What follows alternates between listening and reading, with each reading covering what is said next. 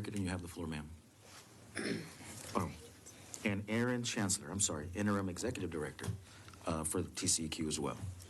Good morning. Good morning. Thanks Chair for having us.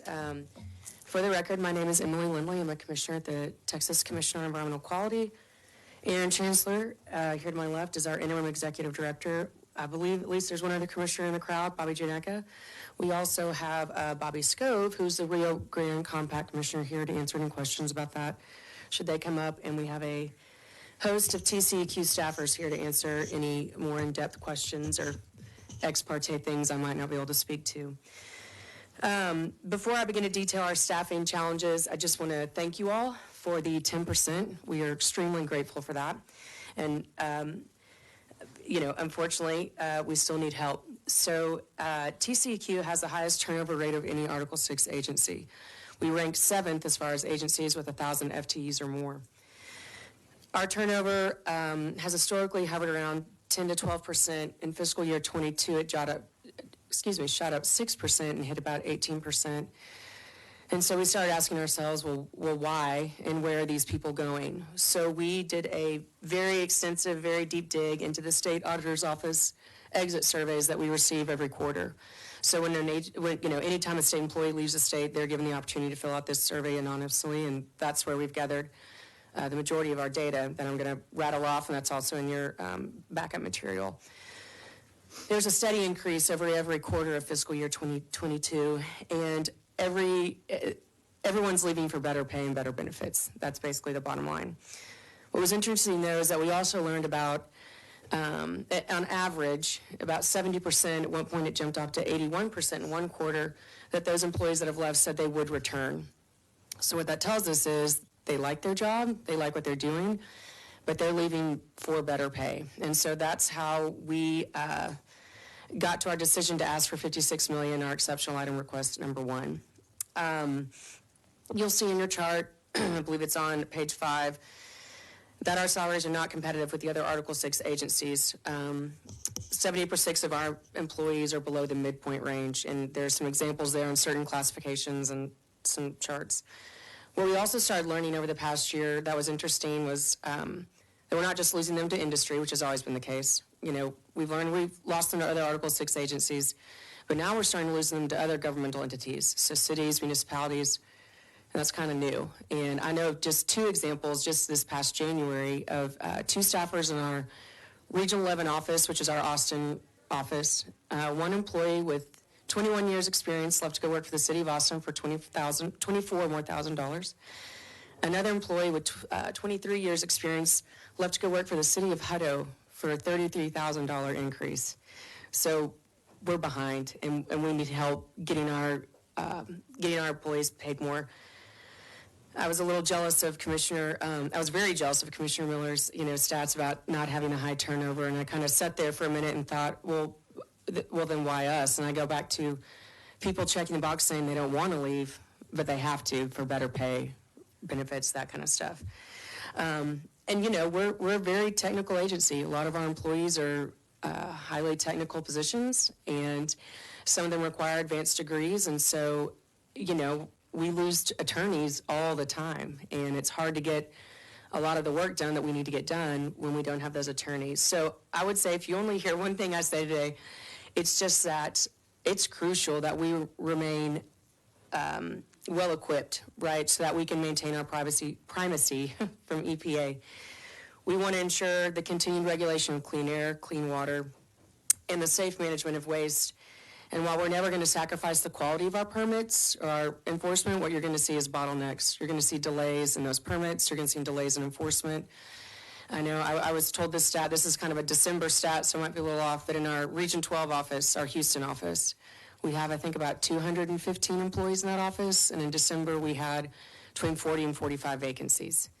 So, that's kind of what's going on in our agency, and that's how we've gotten to $56 million, and that's our ask.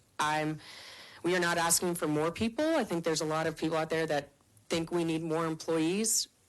Arguably, we might have the work, but right now what I would tell you is, other than the FTEs we are asking for, and I'll speak to them very quickly here in a second, if you were to give us more FTEs, I'm scared that would only just give us more vacancies.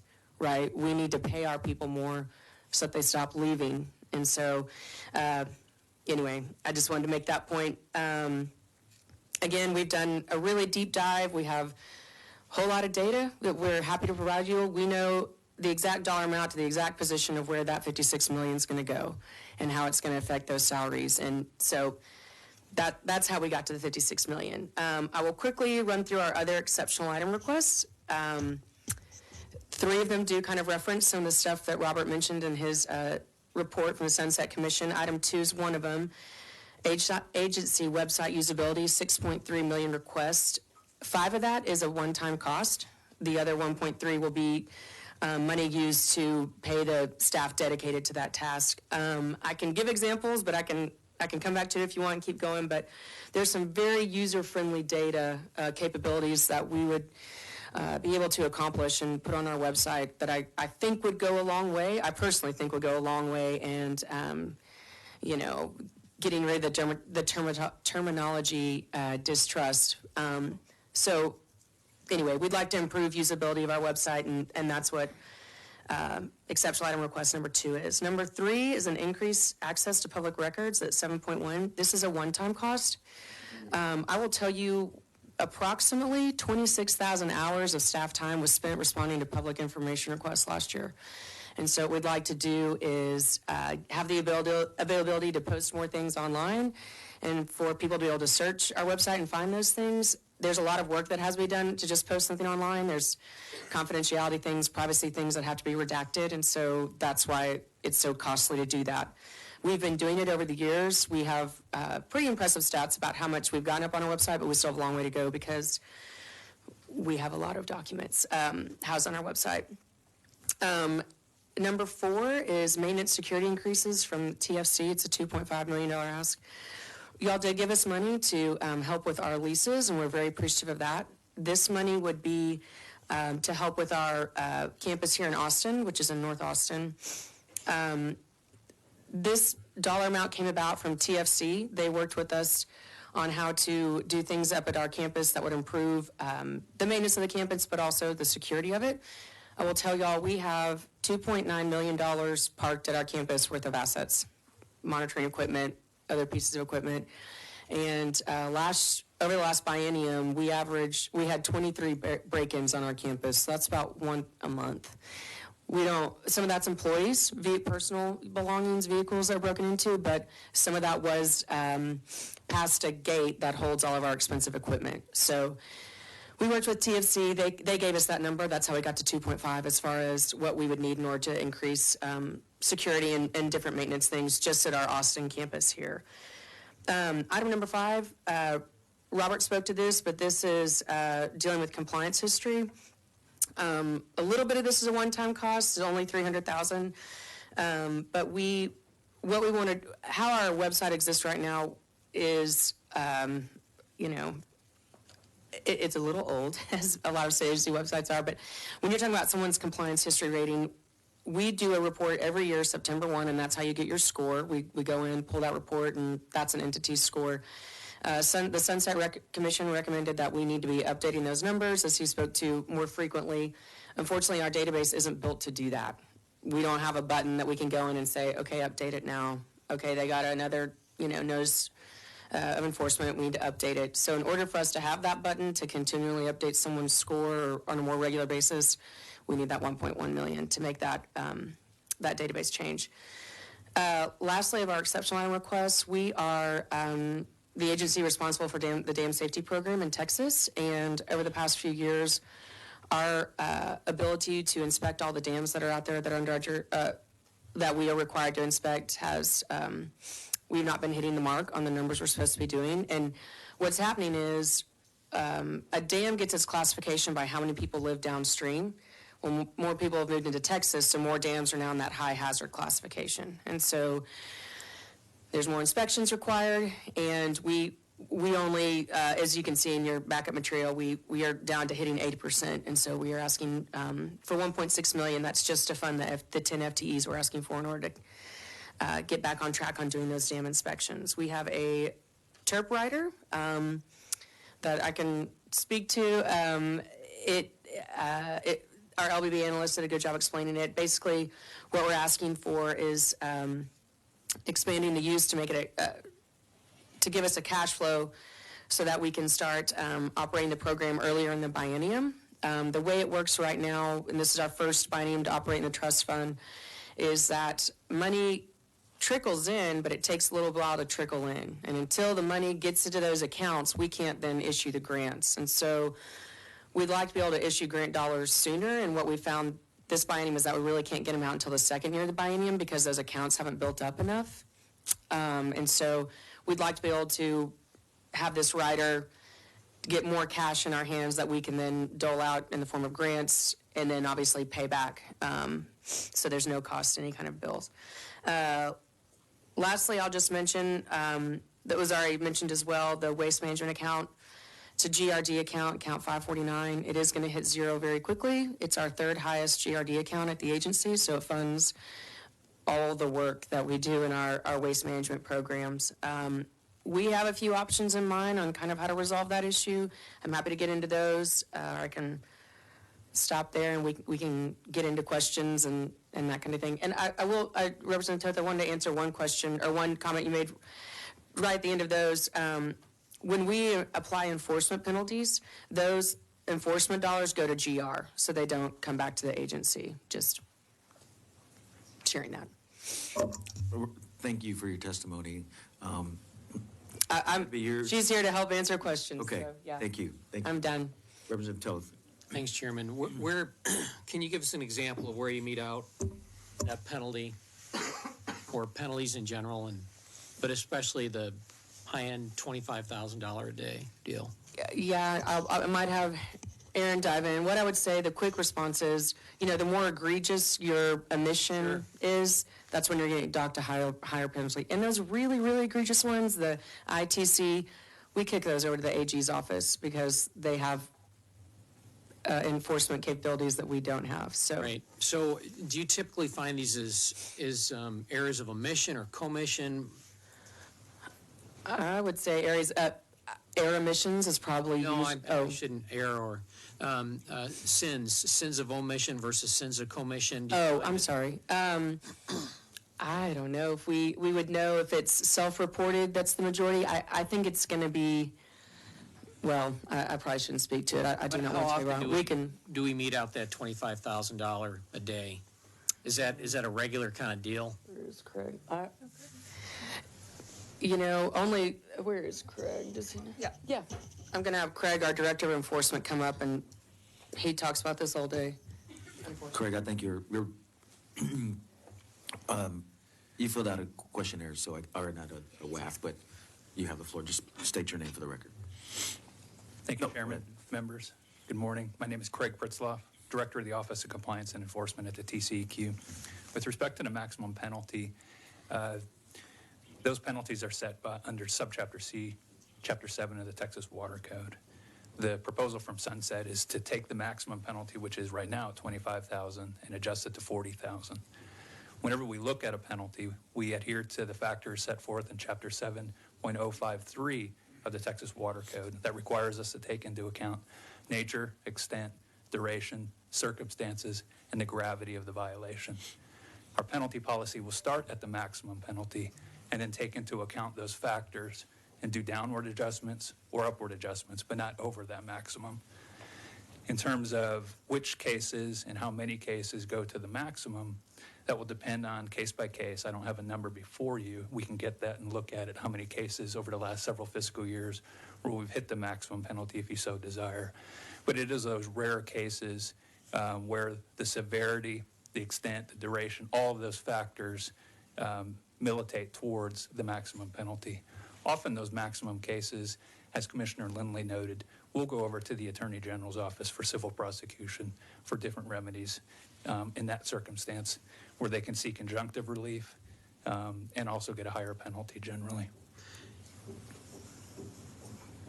So it's the question, like, is it bigger than a bread box kind of thing? I want to get my arms around what you're coming to this committee for, and as well as the House, when we can make this consideration. And I just want to get the gravity of what you're asking for.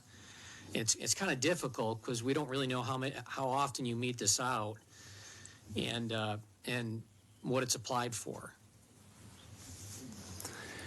So in any given year, I can tell you that the agency will issue around 1,000 administrative orders every fiscal year, and then a certain number of cases will also go to the Attorney General's Office for civil prosecution. Within those cases in the last fiscal year, I think we had 1,032 cases issued in the last fiscal year. A total administrative penalty that were assessed was around $12 million for all of those cases. But you would go to the AG's office when it's a criminal act, you feel like? Is that basically what's going on? Criminal is a different world, and so there's a measure of intent that goes to criminal. Sure. For civil enforcement, we look at the factors under Chapter 7 of the Texas Water Code. Any person who causes, suffers, allows, or permits a violation. And in those factors, we work with the Attorney General's Office on those cases. First and foremost, we look for compliance. And do we need rapid compliance with an injunctive relief, with a court-enforced injunction? That's really where we want to go with the Attorney General's Office. Focus generally is not on penalty, but on compliance. And if we need a court-enforced injunction, that's where generally we will go to the Attorney General's Office. If we're not able to resolve the case through an agreed order, it can go to civil or administrative litigation through the State Office of Administrative Hearings if we can't get an agreement on resolution. Great, thank you. Yes, sir. Vice Chair Bell. Thank you, Mr. Chairman. On the TERP program, the rider, are you trying to move funds out of the underlying account to create a balance that works its way across and then pays back? That's the way I kind of read it in the... I think that's a good way to say it. Mm-hmm. Yeah. So, how it's worked so far is fiscal year, starts 9/1. Well, fees are generated, but they don't actually get into the trust account, and we can't really start doing anything with it until about mid-October. So there's that little bit of delay. Well, then, every month money gets put into the account, the trust account, but because we're having to divide it into so many different buckets, right, because we have so many TERP programs, it doesn't really get built up enough in order for us to issue grants for a little while. So if we can have this rider, and like you said, basically put money into the trust account, and then once it's, once we have the money to pay back the treasury, then we'll do that. But yeah, it's purely cash flow. And I know that a bunch of the different programs have not, so moving the money over, the intent was to make it available to be used for the purposes it was taken from Texans. Right. And as it turns out, what happens is because of that lag, you're going to wind up lapsing a tremendous amount of it because you don't have it available to initiate, whether you're talking about the TERP program that is applied to equipment or any other aspect. Right now, our projected lapse is $13.6 million at the end of 2023. So again, it's a projection, but the last deposit we made August 31st, and we know there's no way we can, turn that money around. So, if we had the cash flow rider, then ideally there'd be no lapses. Okay, so I think I understand that, and just wanted to make sure that was a correct understanding of that aspect. The tipping fee, solid waste management side, one of the concerns, obviously, we have the public side of permitting, we have the agency side of permitting, we have the industry side of permitting. Making certain that the agency has the fees and resources available to address the public's concerns, the industry's concerns, and the needs for timely permitting. What is the answer to that? To the 549 issue? So the options we've come up with, again, this is just internal TCEQ thinking, is there's two accounts that deal with waste. There's account 549, which is one we're talking about. There's account 5000. There's a very large account balance in 5000. And so you could merge the two, and that way there's just one account, and there'd be, a lot of money there. Another option would be to adjust the percentages the tipping fee percentages that feed those two accounts. Right now, 549 does have a greater percentage at about 60, well, I'm going to round up, it's 66.4, I think, but I'll just say 67% of the tipping fees go there. You could up that to, I don't know, 80, 90% and the rest go to Fund 5,000. I will tell you with that option, we still think we're probably gonna need some sort of transfer from 5,000 in order just to stabilize it until those fees can generate more money in that account. The third option would be just a straight cash flow, just move money from 5,000 to 549. Again, I think that's a Band-Aid fix, right? I mean, until you really work on fixing 549, you'd be stabilizing it, and we have some projections if you, depending on how much you move, that might buy us to 2031. So it would, stabilize the account for a while, but it'd likely be here again a few more legislative sessions. Probably I will not be sitting here at that particular point in history, but at least not 30, what did you say, 2031? That, depending on how much you move over, we said, we were just internally playing around with some numbers, and I think I don't remember what the amount was now off the top of my head. I have a number in my head, but I don't want to say it wrong. I'm going to say if you moved about 100 million, which hopefully my fee person will jump up here and correct me if that's wrong. Well, and I guess the other side of that is that moving those monies seems like it's just Right. something like this, but in fact, it takes an appropriation to move it. Right, yeah. And so that, then LBB can correct me if I'm wrong, but yeah. it costs the bill when you do that. So there is some work to be done on. Right, and we're willing to work with you to sit down and dive into that topic. Again, those are ideas we came up with, but we want to work with y'all on that. I would look forward to those conversations. On the last issue, I've been, I guess it has just finally caught my attention that every single agency has the same issues with legacy IT. It really hadn't just caught it. We dealt with it my first session. It hadn't gotten a lot better. Your legacy IT, with the money you've asked for, it creates the public-facing component that needs to be put in place, and you're confident that it functions adequately, or is this a conversation where we need to have that greater conversation about how do we get sound IT in front of one of those significant challenges? You guys and the Railroad Commission, y'all are tracking a tremendous amount of sensitive data, I would say data that could be viewed as critical to everything from national security to certainly state That's right. security and the health and welfare of our citizens. So we take advantage of DIR a lot. We're one of those agencies that we interact with them a lot. Our exceptional item requests, I'm not an IT person, so I speak very plain language on this.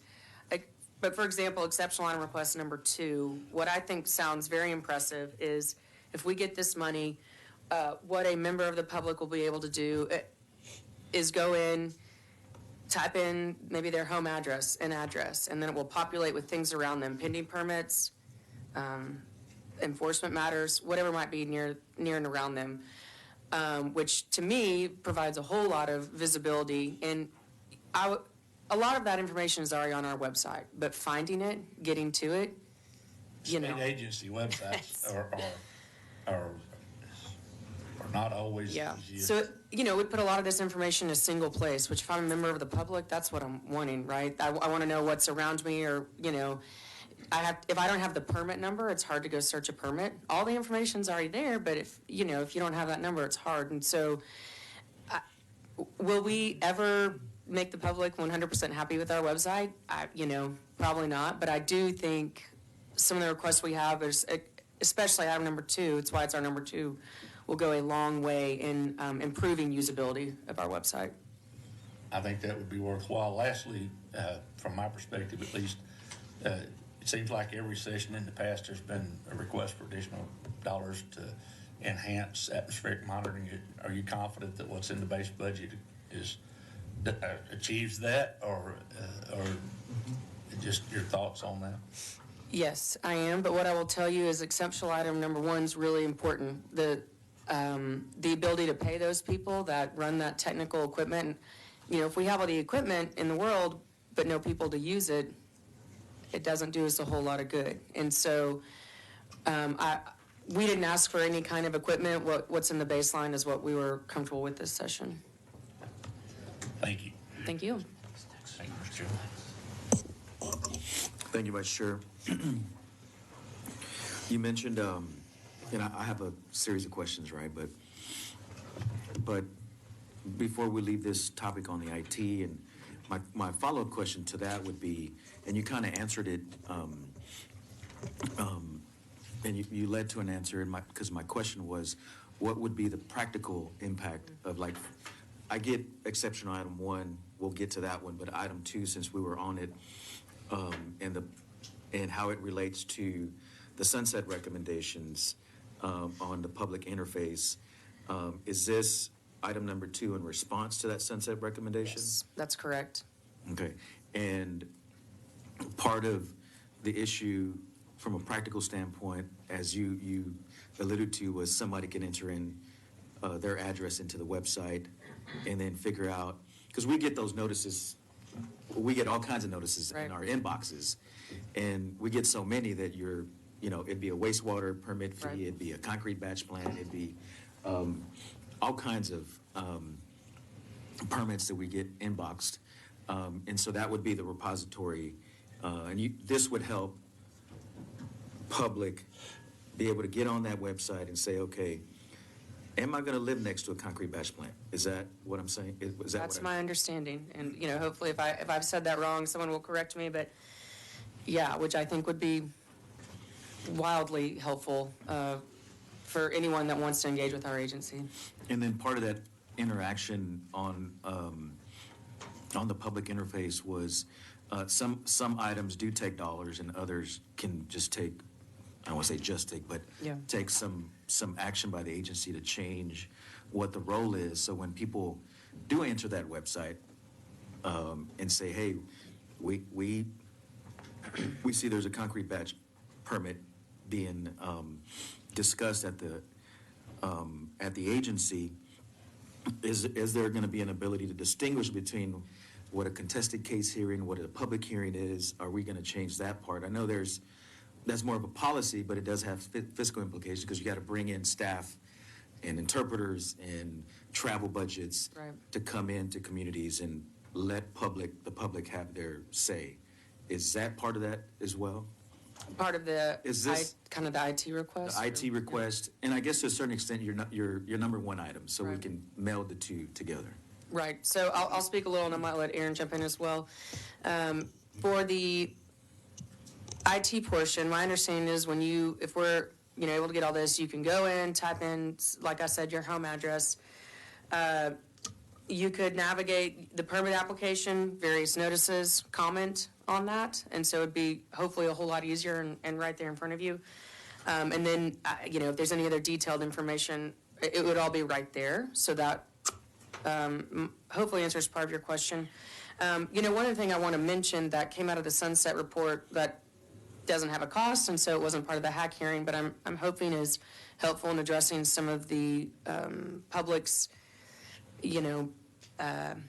concerns, is we have implemented a new one-page summary document that is required when you come and get a permit from us. So it doesn't matter what kind it is, we are now requiring with your application, you have to put out there a plain language, one-page summary, and it's got to be translated. And, I don't know the effect of how helpful that is yet, because it is very new, but I'm hoping something like that also helps the public, right? Because if you go to a public meeting I did public meetings my first 3 years of the agency, so I've been to a lot of contentious ones. And people get very frustrated when they don't understand the answer, right? Because what we're talking about is usually really technical, and it's hard to break that down. And so I'm hoping this plain language summary is able to do that somewhat. And that's initially when a permit gets filed. But anyway, I'll kind of stop there and let Aaron chime in on some other things. Thanks. Hi, Erin Chancellor, Interim Executive Director at TCEQ. I don't have much more to add on that. I mean, I do think some of the website usability enhancements that we'd like to make, are going to be things we're going to need to work more on as an agency and, get stakeholder feedback on what would make sense in that kind of database. But I would like to say just for clarification purposes, the plain language summary is translated when translation is required. So it isn't automatic every single time. But yeah, we've done a lot of the agency to try to increase public participation and public transparency to all Texans. We have more we can do, but we've come a really long way, and so we're hoping that we can make some additional changes with this database. To that point, do you need statutory change to make those one-pagers or that one page in a language other than English, or can you do that just by changing your internal policy? I mean, based on, obviously, if there's no need to, right? But for Sure. high concentration of folks that don't speak English, Yeah. Is it just more out of practice, or can we just, have a threshold or a blanket rule? Hey, if this community, or if the member, or if a advocacy group or a neighbor says, hey, can we have, and y'all been good to ours, so I'm not saying that you don't, but I know that upon request, y'all bring in translators, and it makes the process, I'm not going to say less contentious, Yeah. but they at least know what's going on, I guess the lay of the land for that day. Do you need a policy change, or do we? So we went through an alternative language rulemaking process that began in 2019, and that's part of what the plain language summaries came into play there. So we do have parameters for when we do automatically translate, or when we will be asking for an interpreter, and so I think it's working. I'm not sure that we need a statutory change, but Yeah, we're happy to take direction where needed. We're able to do we did a whole lot of stuff, and, we're able to do stuff through rulemaking. I'm not sure statute change is needed right now, but obviously if you wanted more or think we needed more, we'd be happy to come visit with you about what that might look like or need to look like. Yeah, I mean, because there's costs associated with, you got to hire Sure. somebody to come in, private company to come in and do the little, I guess. Right, and those are costly. Oh, I The know. translations are of a document is shockingly expensive. So. Well, I mean, you have your, for obvious reasons, a technical agency. Right. And part of that technical work, to your item number 1, it mentions targeted salary. Mm-hmm. It's not across the board then, right? So it's Well, engineers 40 or who, the $56 million? Yeah, I just wrote myself a little note. I think it's about 47 million is targeted, and I believe the remaining, about 8, almost 9 million is increases for every 1 month. Yeah, so out of that 56. And we have 35 classifications that are targeted. Okay. And this can be enforcement staff, personnel at your regional offices Yes. that have to go Oh, yes. and do some inspections or respond to ITC Right. fires. I guess the increase in responsibility for the agency as it relates to natural, I don't want to say natural disasters, but Emergency could be responses, emergency yeah. response is increased. Is that what you Correct. say? Correct. Last session, I think we bought, I could have swore, Vice Chair, that we bought some air monitors, mobile air monitors, and we refurbished another one. Is that? Yes, that's right. We now have the ability we have 3 mobile air monitors. And are those being used? Because I'm interested in your security. Yes. Where is it being Thank housed? you. If it's- Yes, it is. I'm going to have Corey, you want to talk? I'm going to have our Director of Air. He also used to be the Director of Mobile Monitoring, so he can speak in great detail on that.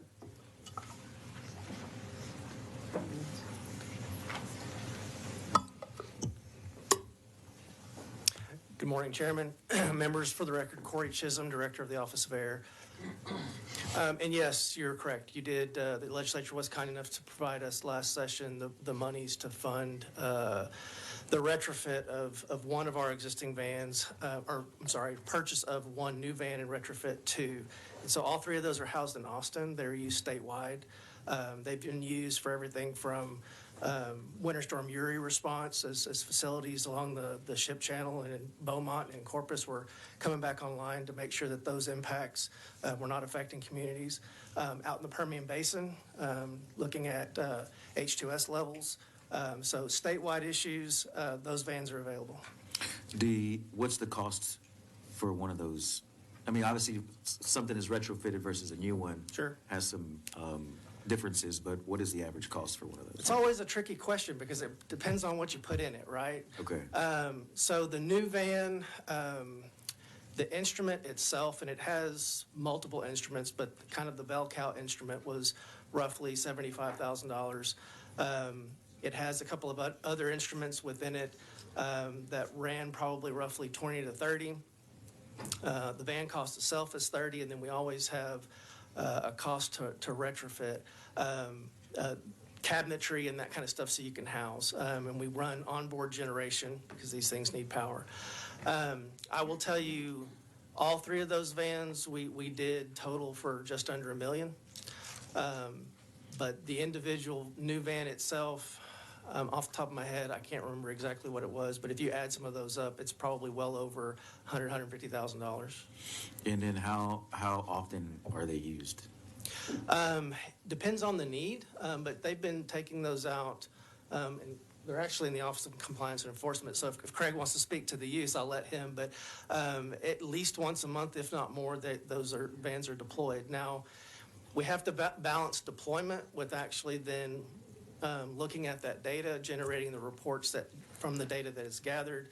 And then we're constantly trying to develop new methods so that the instruments on board can analyze for new things. And so you have to balance the field work with that in the lab, if you will, work. And then the staff, obviously, they don't drive themselves. This ain't a Tesla. Right. So it might crash or something. But you often have to put personnel on there. How many staff members per vehicle do you deploy when something, or Sure. Is it? I'll stop there. How many folks? No, I think that's a great question. What gets lost is you have to have one person to drive the van and one person to run the instrumentation. And when we are deployed on long-term deployments, for example, Winter Storm Uri, and you have people out in the field, you need to have people that are replaced. So there are 10 staff total on the team. If we are in a deployment where we are sending out all three vans, we get a little stretched. And so what we have done to help mitigate that is use people from our regional offices as drivers. We also have regional assets that can be used. And so those people are also equipped to run some of the instruments, and so they can help from that aspect as well. So we've tried to expand our FTE capabilities and using some folks that are in the regions as well. And talk to us really about you get deployed, let's just say three of the vans are deployed for normal, I guess, spot check or some kind of dust up in West Texas. That was a joke. And then there's something that happens along the Gulf or something happens in North Texas. Are there any times when the vans are just out and they can't get deployed because they're 600 miles away? I would say that before we invested in having the regional assets, that was more of a risk. Now we have regional assets.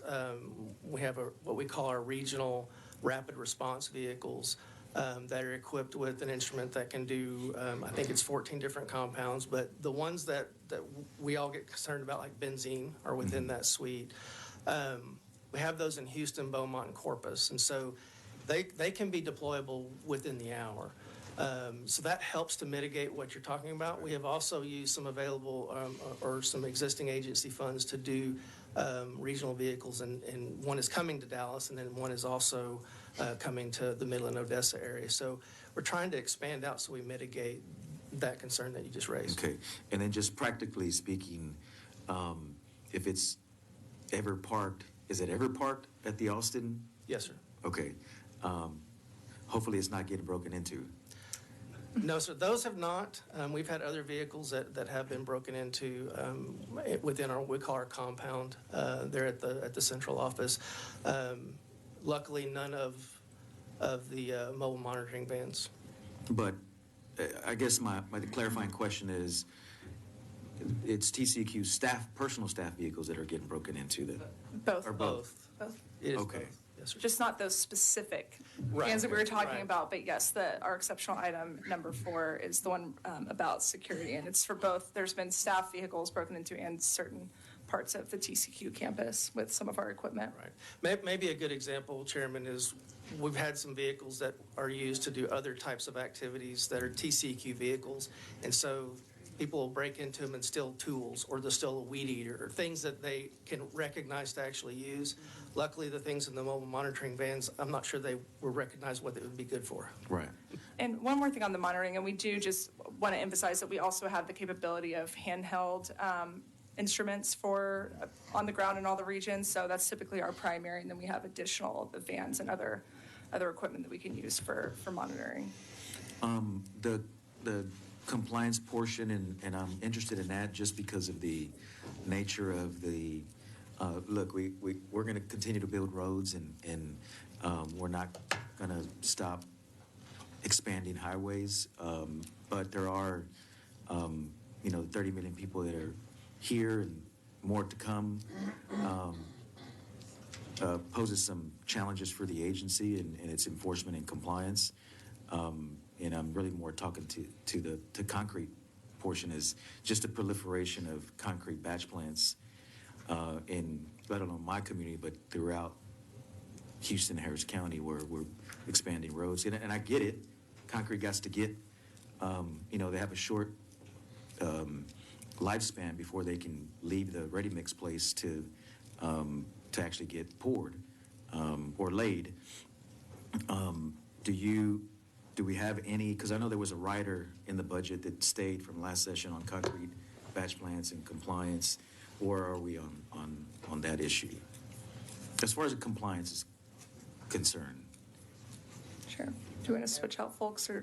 Yeah, we can switch out. Okay. Yeah. That'd be helpful. Well, I can't help myself. So while he's coming up here on our item 2, just so you know, 2 million of that request is going to go to mapping emissions and other monitoring data that we would be able to put on our website and make more public. So, Hello again, Craig Pritzloff, Director, Office of Compliance and Enforcement. Greg, could you talk about the compliance portion? I mean, are you, because this relates to your targeted salaries, because you do need folks and have trained up folks to be able to go do the compliance work. How are we on that? I know there was a rider related to concrete and kind of following that industry. Do you have any insight on that? So the agency is developing best management practices and working through that with respect to dust emissions and any kind of nuisance conditions that may come out of aggregate production operations, concrete batch plant facilities. With respect to regional operations, the exceptional item request number 1 is, I just want to reiterate, of great importance to the agency and particularly to my office and the regional staff. The Commissioner Lindley mentioned 2 very egregious examples of 2 senior staff members with over 20 years investigative experience that did not want to leave our agency, that loved working for TCEQ. Our mission is better than no other agency for an environmental professional, where we're protecting human health and the environment for all Texans each and every day. Those individuals left for municipalities for greater pay, significantly greater pay. So one of the concerns that we have is maintaining that senior experience, making sure that people do want to keep a career at TCEQ, and that at the end of the day, it necessitates an increase in pay. That Representative Wally Mr. Chairman, is critical for our ongoing and long-term maintenance of this agency as one of the top-tier environmental agencies in the world. And we do have robust training in place. We have robust investigative criteria in place. And I need to make sure that we've got the best staff in place that are paid accordingly to the experience that we need them to have. Well, thank you. I appreciate that update. I certainly want to, as I mentioned to Commissioner Sid Miller before he left, is help us help you do your job, because to your point, this agency is extremely important to the health and safety of our citizens, and we want to help you do your job and do it well. So I know that y'all been working hard. I know my staff has been at times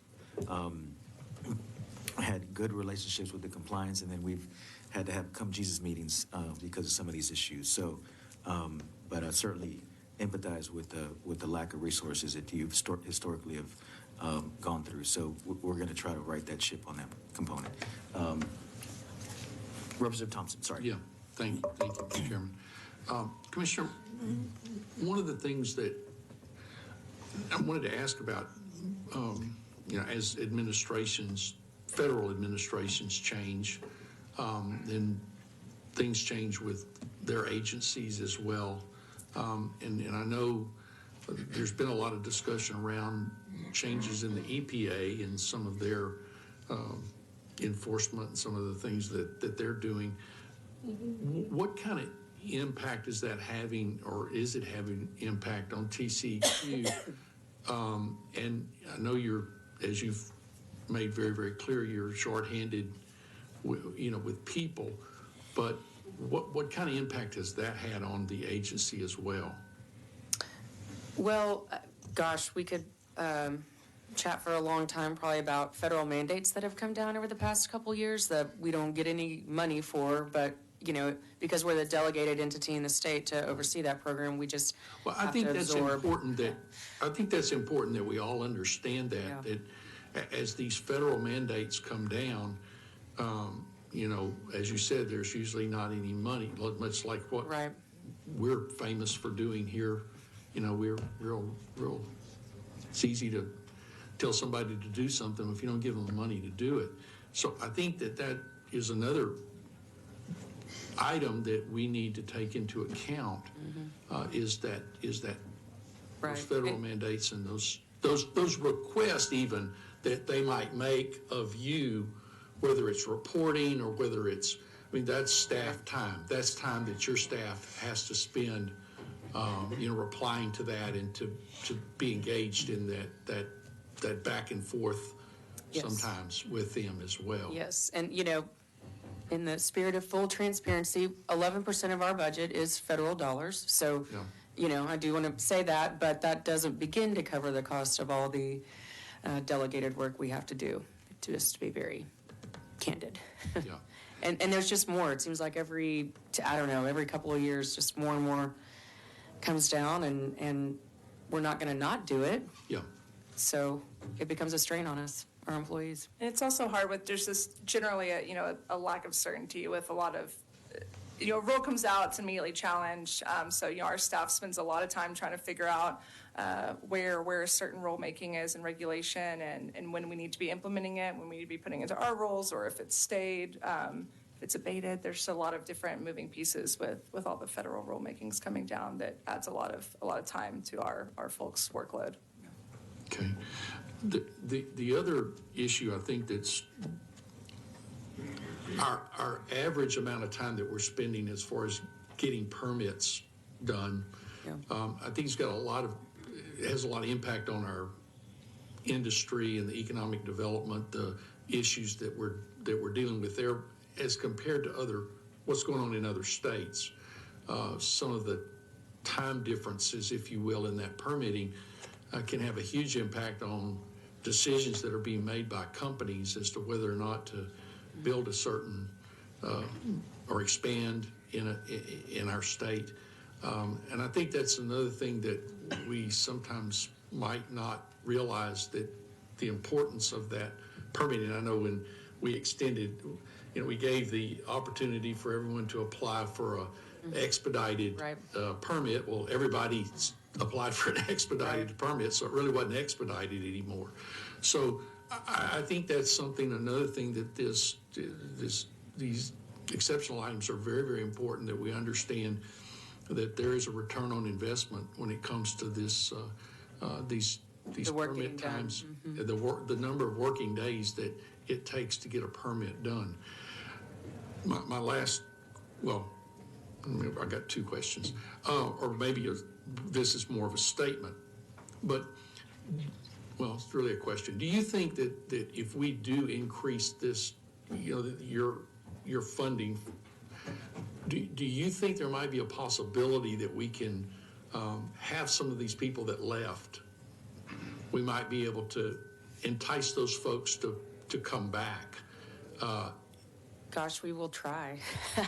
You know, I don't know, but I would say we would be more than willing to give them a call up and say, come back, because the reality is 45% of our workforce right now is 5 years or less tenure at the agency. So we would love to have, you know, those more tenured employees either stick around or, gosh, yeah, if we could get them back, because, you know, they tell us they don't want to leave, so Yeah. there's hope that could happen. I'll say that. Okay. The reason I say that is because that experience is Invaluable. invaluable. I don't think, well, whatever job someone's doing, you know, the more experience they have in that job, normally they're more efficient, they get things done faster, you know, they, for lack of a better word, have a little bit of common sense when it comes to applying rules, and there's not as much time, maybe the cow at the gate kind of look. So I really hope that we can, and again, I'm not going to speak for this group, our committee here, but I do hope that would help very much. And the last thing I wanted to talk about, Vice Chair Bell brought up 549 and that issue, and I don't think there was, I mean, I know there was 1, 2, 3 as to how to fix it, but is there anything currently being done that you're aware of to fix that? As far as any, I'm assuming you're looking at some sort of statute change in order to do that? You know, we have raised it with LBB. We raised it with Senate Finance. I'm raising it with anyone that will listen to me. Yeah, there will need to be some sort of statutory change. I was trying to look up real quick. Because in the 83rd, when that was decreased, I remember there was a piece of legislation Yes. that actually did that. Yes, Actually- the tipping fees are set in statute, so in the Health and Safety Code, I believe it's, yeah, Section 361. Right. So, yes, some sort of legislation will be But- needed probably in order to address. But to your knowledge, there's not anything I'm out sorry, there no, not to my knowledge. that addresses that. Not at this time. Okay. And we will be happy to come visit with you about it if. Well, I mean, I'm just asking that question because it looks to me like if this were the issue, someone from Right. TCEQ would have come to someone and said, hey, let's float this Right, yeah. out there.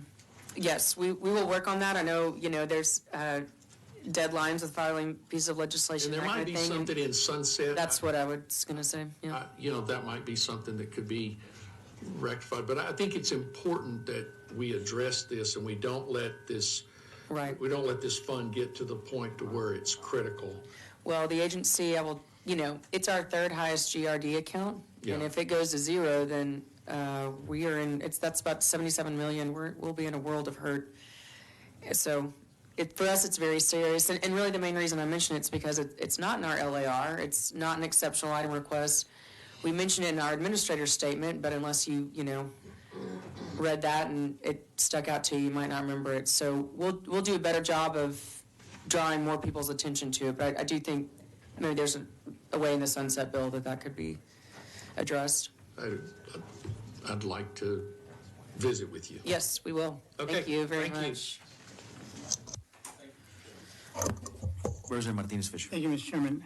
Good morning. I think it's still morning. No idea. Thank you for visiting with me last week. I think we covered a lot of ground, and not to just kind of go over things. I think one of the things I had mentioned is I'd like to have an opportunity to evaluate these agency requests and their budgets just through the lenses of how those dollars are deployed, in my local community. And so one of the areas of feedback I received was just, encouraging the TCEQ to do everything they can to work with local utilities. In this instance, it would be my water utility, San Antonio Water System, which is a public utility owned by the citizens of the city of San Antonio. Sometimes it's been characterized that maybe there's some things that can be done administratively and doesn't necessarily require legislation. And I don't know if there's a general react to that. I know some of you are new and may not have the overall history, but could you speak to that at all? I can't, I don't know if, do you want to try and speak to that? Our Director of Office of Waters, who I was looking at, yeah, and I don't know if Craig, if there'd be anything, I don't know if.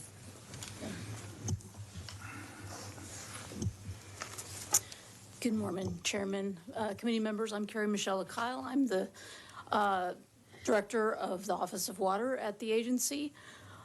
Certainly, we have a lot of ability to help our water utilities out. We've got, particularly with public water systems, if that's kind of where the direction is, we usually work through an exception process. And generally that allows us to have flexibility with water utilities when they come in. Particularly, we work closely with SAWS. They come in for several exceptions. As long as they're being protective of public health, we have that ability to approve some of the areas where they need some help. Sure, and to cite an example, I understand fantastic collaboration on the dead end main flushing that they worked with TCEQ on, and fabulous, and of course, looking at SB3 with regard to critical issues infrastructure, again, I think another example of a good partnership. But when I press the utility to ask them, well, can you flag any moment where we had to move forward with legislation when we thought we could do something, just working with the agency? And they said, yeah, you carried something for us in 2009 that allowed us to use recycled water to irrigate our golf courses and other public, facilities that, there was a view that this should have been handled at the agency level. And are you familiar with that project? No, I'm not. I'm about 90 days in as the office director, but there are some water staff here if they've got. That's a good agency strategy, by the way. Yeah, Like everyone cycle out every few years. So yeah, I'm looking at House Bill 1922 from 2009. And it was about SAWS's ability to use recycled water from one pipeline into another. Okay. And as it related to specific permits. And so I'm curious maybe to get a present day analysis of how that would have been handled if we were dealing with that today as opposed to 2009. And because I think it's important when our agencies are working together. I mean, I believe in partnerships, and I'm not on the SAWS bandwagon. I don't think they get it right all the time either. I challenge them on behalf of my constituents. I have a very old community in certain areas of San Antonio, and they have very old infrastructure, and they may not be on the same schedules and timelines as the utility. Sure. But I think in areas where we can save time and money, I'd be very curious to maybe have you take a look at that, and we can talk about that. We're not shy about asking for meetings.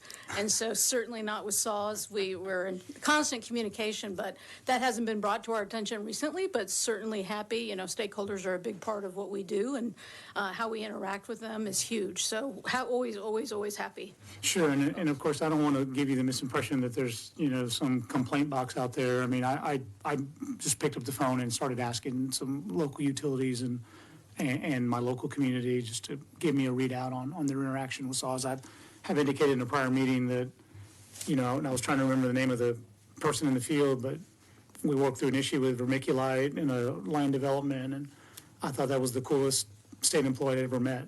He was just, I think I said I wanted to go to a rock concert with him. He was just, yeah, Santana. I wanted to go to Santana with him. That's what I said. So, so anyway, I don't want you to leave with that misimpression.